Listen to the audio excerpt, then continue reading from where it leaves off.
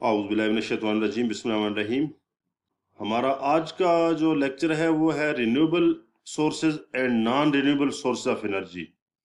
यानी renewable sources कौन से होते हैं और नॉन रिन्यूएबल सोर्सेज कौन से होते हैं एनर्जी के। तो इसमें हम डिस्कस करेंगे, उनकी आपको एग्जांपल्स भी देंगे। टाइप्स ऑफ एनर्जी रिसोर्सेज जो हैं ये दो तरह के हैं। पहले हैं non renewable source of energy है, दूसरा रिन्यूएबल सोर्स ऑफ एनर्जी है। तो पहले हम डिस्कस करेंगे non renewable source of energy.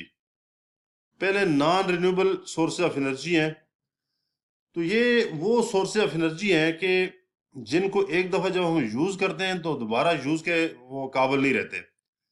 इनको non renewable source of energy कहते हैं, या इनको कहते हैं the resource of energy which are limited and can not be replaced naturally in short time are called non renewable source of energy. या इनको define करते हैं the resource of energy which can not be used again for the production of energy are called non renewable source of energy.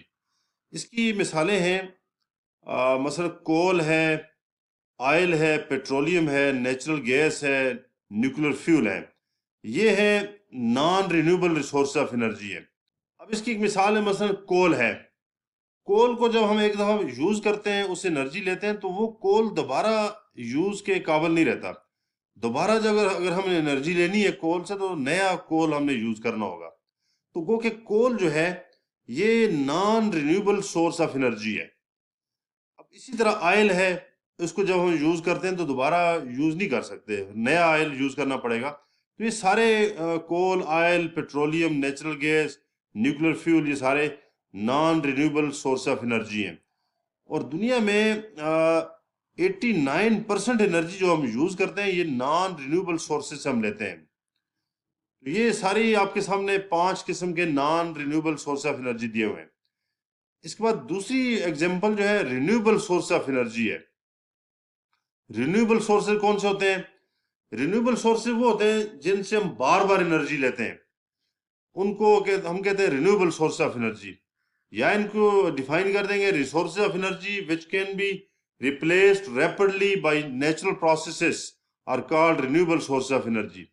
अब इसकी मिसाल है मसलन solar radiations हैं, टाइड्स हैं, ये जियोथर्मल रिसोर्सेज हैं, हाइड्रो इलेक्ट्रिक रिसोर्सेज हैं, waves and seas and ocean, biofuel, ये सारे के सारे रिन्यूएबल सोर्स ऑफ एनर्जी हैं।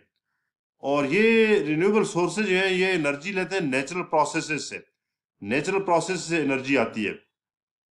अब मसलन इनको रिन्यूएबल सोर्सेज क्यों कहते हैं?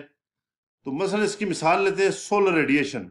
ये सूरज से जो रेडिएशन आती हैं, इनसे जब एनर्जी लेते हैं तो ये चूंकि कंटिन्यूली रेडिएशंस आ रही होती हैं, आगे जो रेडिएशन आ रही है वो गुजर जाती है, पीछे और रेडिएशन आती हैं, और रेडिएशन आती हैं, और रेडिएशन आती हैं, तो वो प्रोसेस कंटिन्यूली चलता रहता है।